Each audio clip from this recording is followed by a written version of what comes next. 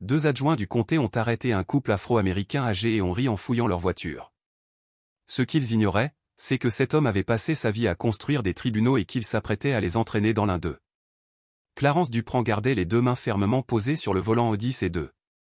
Son clignotant gauche clignotait sans cesse, bien qu'il soit à l'arrêt depuis près d'1 minute. « Pourquoi nous ont-ils arrêtés » demanda Evelyne, sa voix calme mais posée. « Ils ont dit que c'était à cause d'un feu arrière cassé », répondit Clarence en regardant dans le rétroviseur latéral. « Mais nos feux arrière ne sont pas cassés. » Elle hocha la tête, comme si elle s'y attendait. Les lumières bleues tournoyaient derrière eux, éclairant les grands pins qui bordaient la route rurale. C'était la route 84, juste à l'extérieur de Valdosta, en Géorgie, une route qu'ils avaient empruntée des dizaines de fois, de retour de Jackson, où ils avaient rendu visite à leurs petits-enfants. Une autoroute tranquille à 2 voies. Habituellement déserte. Jusqu'à aujourd'hui. 2 officiers s'approchèrent lentement, l'un du côté de Clarence, l'autre du côté d'Evelyne. Clarence baissa la vitre à moitié. L'officier se pencha. Il était grand, blanc, la trentaine, avec une coupe de cheveux militaires et des lunettes de soleil à verre miroir. « Permis, carte grise » dit-il sèchement. « Et sortez du véhicule, monsieur. » Clarence cligna des yeux. « Pardon ?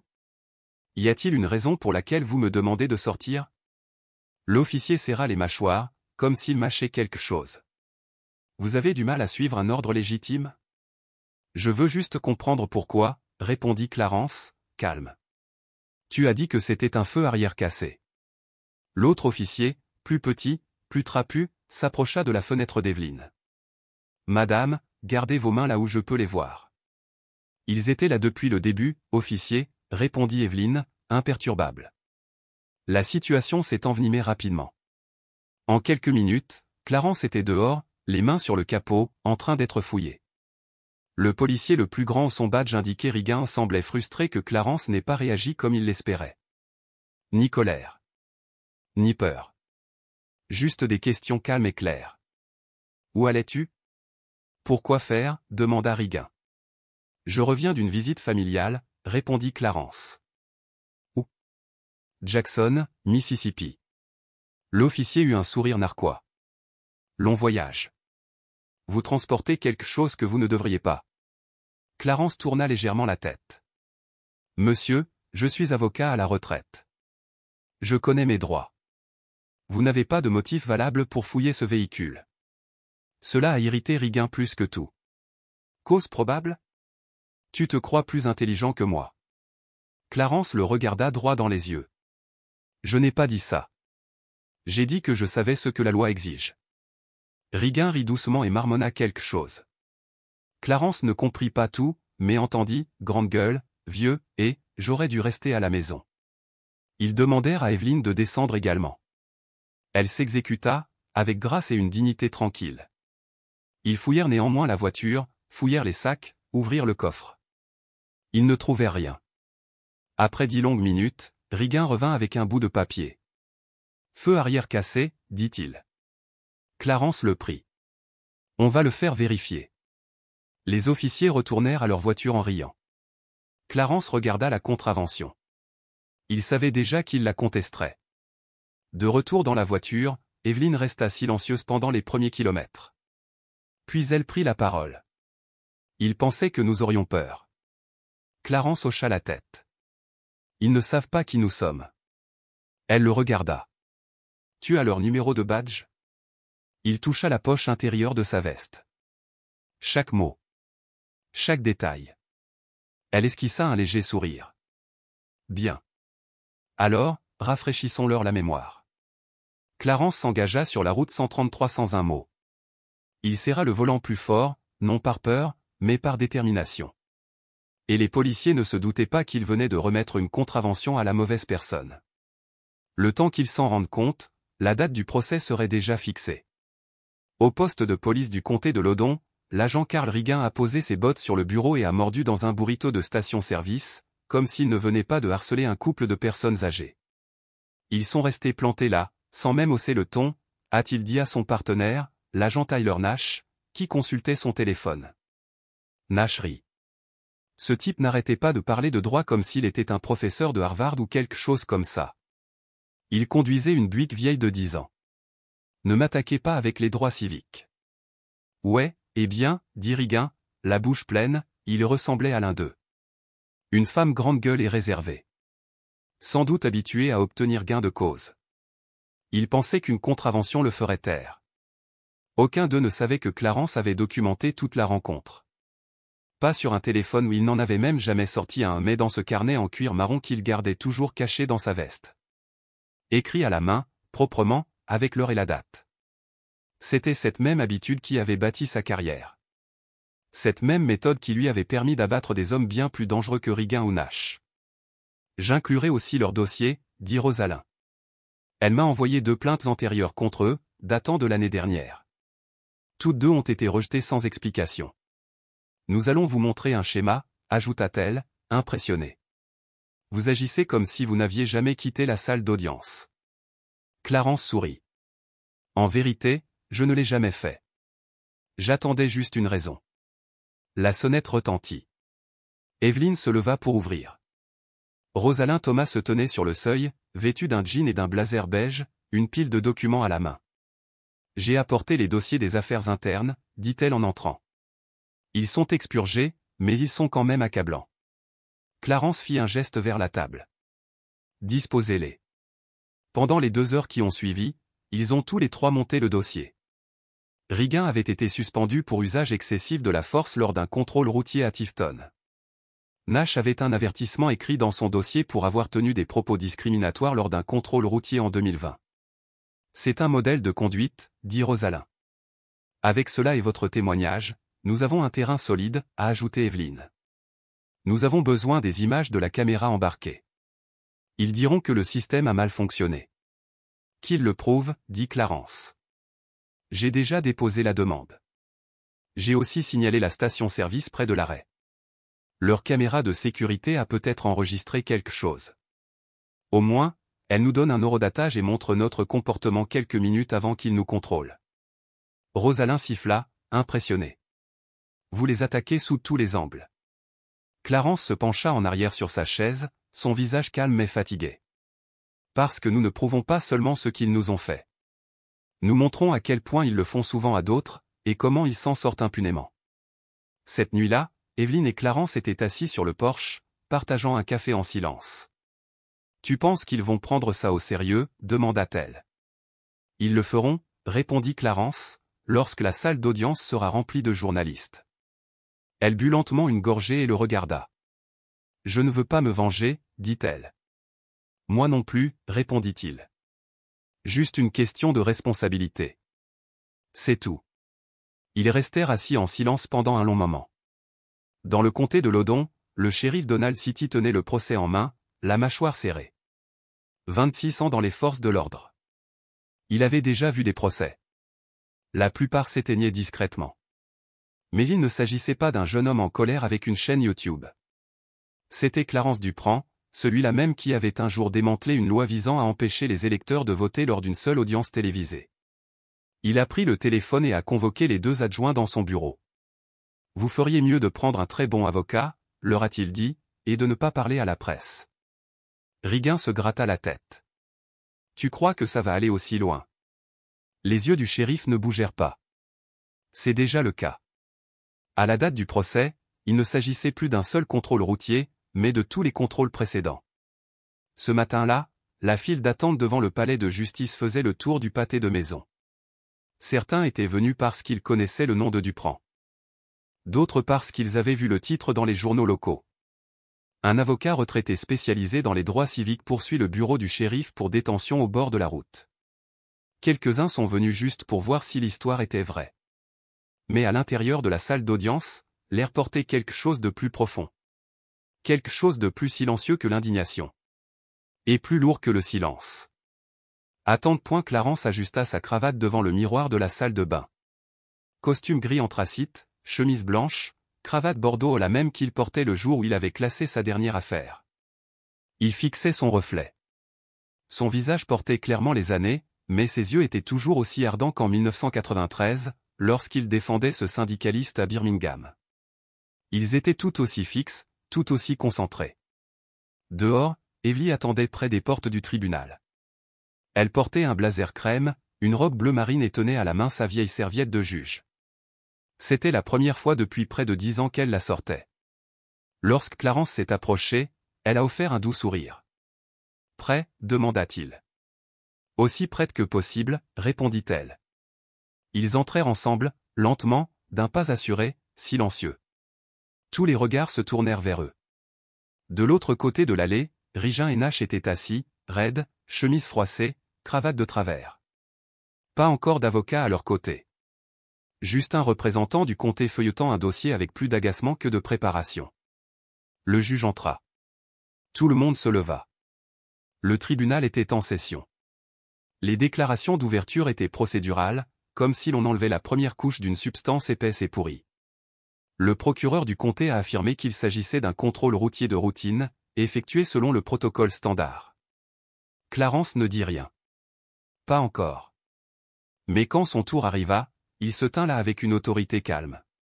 Ma femme et moi avons été arrêtés sans motif, fouillés sans raison et humiliés sans conséquence, a-t-il commencé d'une voix ferme. Il ne s'agit pas seulement d'un confort. Il s'agit d'une violation. Une violation qui érode votre dignité, petit à petit, jusqu'à ce que vous cessiez de poser des questions. Il marchait lentement devant le banc. Ils diront que les policiers ne savaient pas qui j'étais. C'est vrai. Mais ils ont agi comme si de rien n'était. Et c'est là le problème. Ils pensaient que nous n'avions aucun pouvoir. Que nous étions jetables. Facile à ignorer. La juge, une femme d'âge moyen nommée Marcia Delano, écoutait attentivement. Son expression restait inchangée, mais son stylo tapait doucement sur le bloc-notes. Clarence continua. Nous avons des preuves. Des témoins. Des plaintes antérieures. Et nous les présenterons, non pas pour susciter la sympathie, mais pour faire éclater la vérité. Car c'est la raison d'être de ce tribunal. Il s'assit. Evely se pencha vers lui. C'était le début, murmura-t-il. Elle hocha la tête. Laissons les preuves faire le reste. Quelques rangées plus loin, Rosalind prenait des notes avec frénésie. Elle avait obtenu une copie certifiée conforme des images de la station-service. On y voyait clairement la Buick de Clarence quitter calmement les lieux, les 2 feux stop allumés au rouge. Horodatage exact, 6 minutes avant l'arrêt. La caméra avait également filmé une voiture de patrouille qui les suivait 2 pâtés de maison plus loin. Puis vinrent les journaux d'appel. Rosalind avait récupéré les rapports d'intervention. Rigen n'avait jamais appelé par radio pour un motif probable. Aucun véhicule suspect n'avait été mentionné, aucune infraction au code de la route n'avait été signalée jusqu'à 10 minutes après la fin du contrôle. Clarence a tout classé sous l'annexe B. Le 3e jour, la salle d'audience était bondée. D'autres journalistes étaient arrivés. 2 professeurs de droit de Georgia Southern étaient assis au fond, prenant tranquillement des notes. Un pasteur local avait amené la moitié de son assemblée. L'atmosphère avait changé. Il ne s'agissait plus seulement de Clarence et Evely, mais de tout le monde qui regardait. Rigen l'a également ressenti, depuis la table de la défense.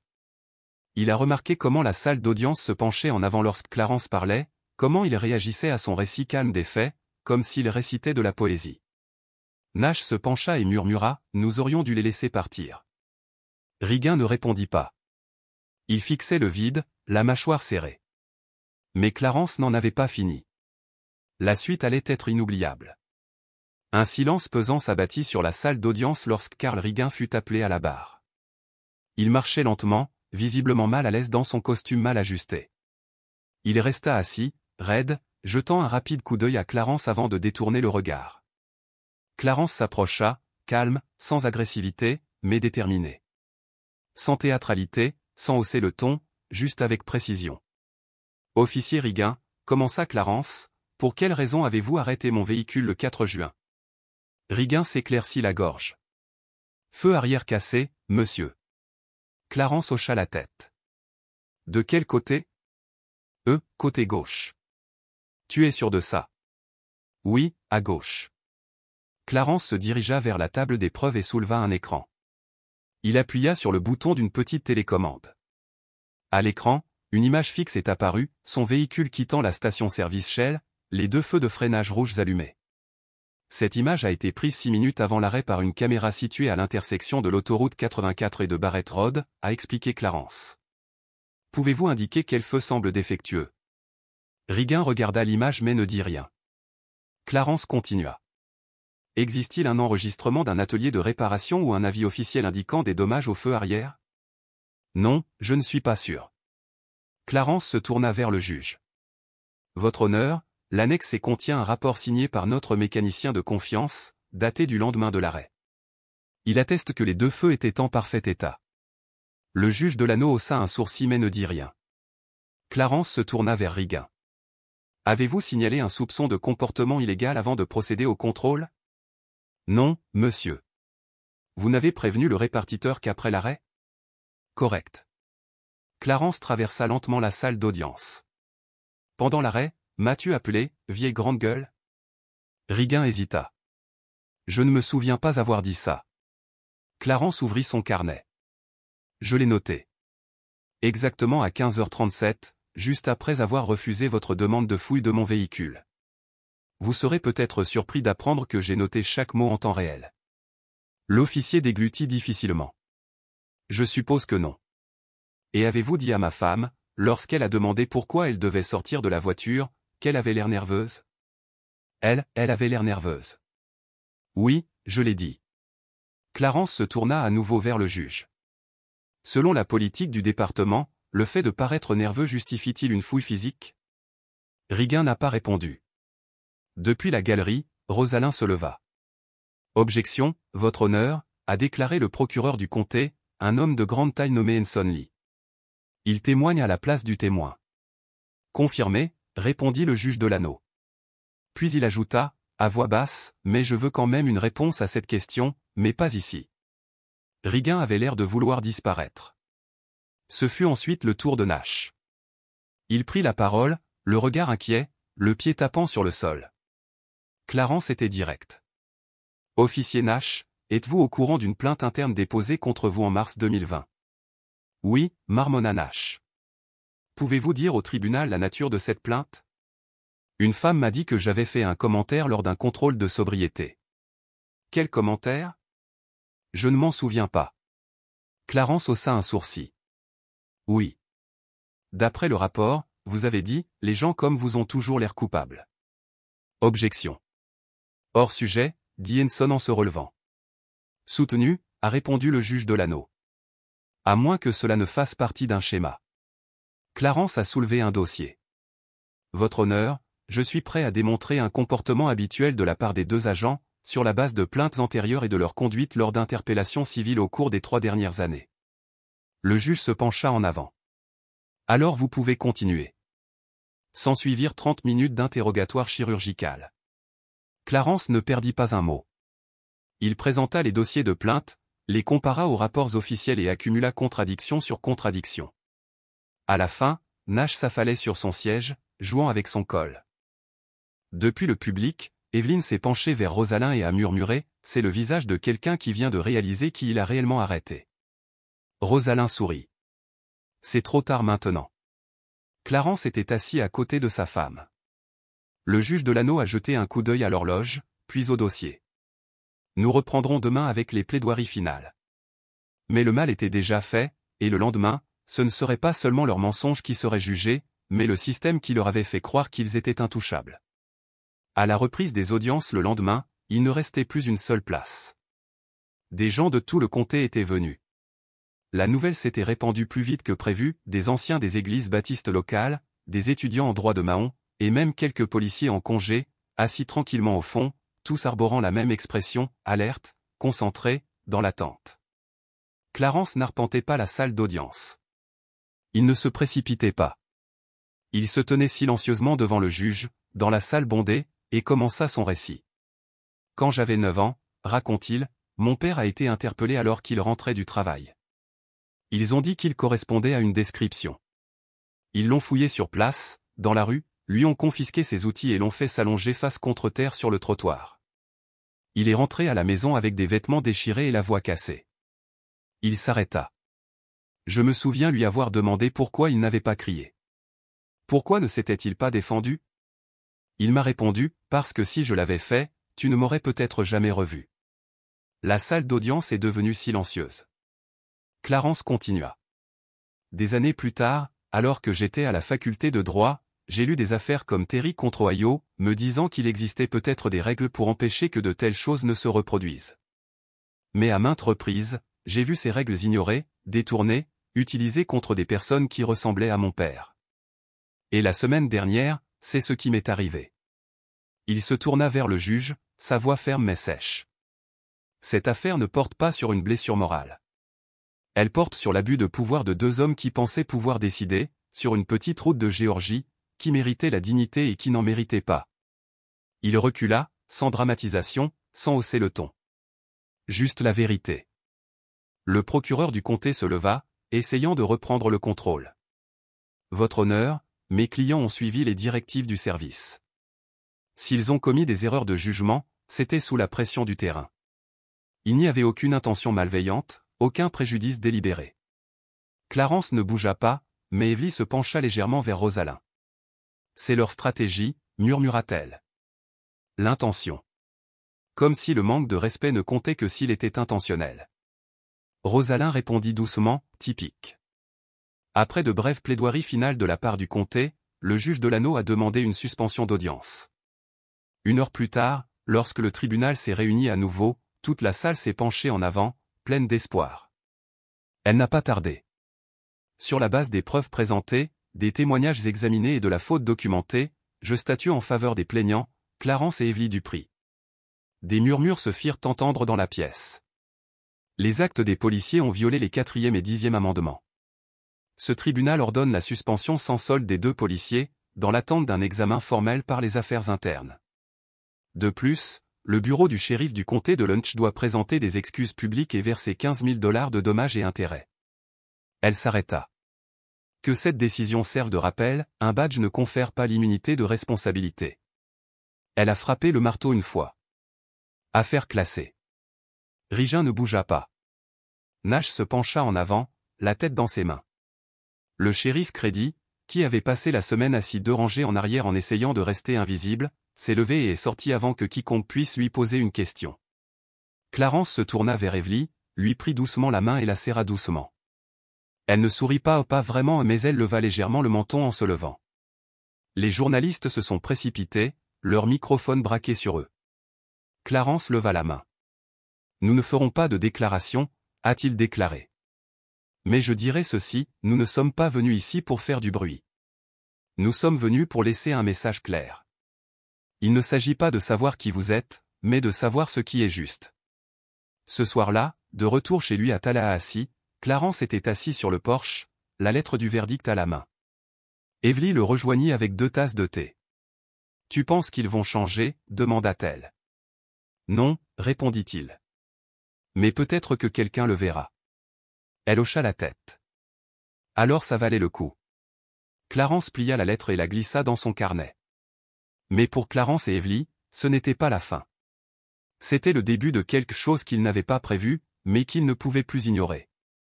2 semaines après le verdict, Clarence Dupri se tenait devant une salle de classe de la faculté de droit de Florida A&M, non pas derrière un pupitre, mais devant un tableau blanc, manches retroussées, carnet à la main. 20 étudiants l'observaient attentivement. Certains prenaient des notes. D'autres se contentaient d'écouter, les yeux rivés sur celui qui avait une fois de plus transformé une salle d'audience en salle de classe. La loi ne sert pas toujours la justice, dit Clarence en marchant lentement. Mais elle vous donne des outils. Le système n'est pas en panne, il a été construit ainsi.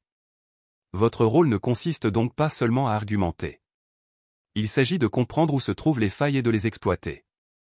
Un grand étudiant portant un sweat à capuche bleu marine a levé la main. Monsieur Dupri, comment avez-vous gardé votre calme pendant l'arrestation? Sachant ce qu'il faisait, n'était-ce pas bouleversant? Clarence hocha la tête. Bien sûr que oui. Mais la colère ne fait pas gagner les procès. La clarté, oui. La documentation aussi. Savoir comment ils essaieront de déformer vos propos, voilà comment on les bête. Une autre étudiante prit la parole, une jeune femme aux traits soigneusement noués et à la voix douce. Et votre femme? Elle n'avait pas l'air effrayée. Clarence sourit, doux et fier. Déborah n'a jamais eu peur d'hommes comme ça. Elle a vu pire dans son tribunal que ce que ces 2 officiers pourraient faire. Il s'arrêta. Puis il a dit quelque chose qu'il n'avait pas prévu.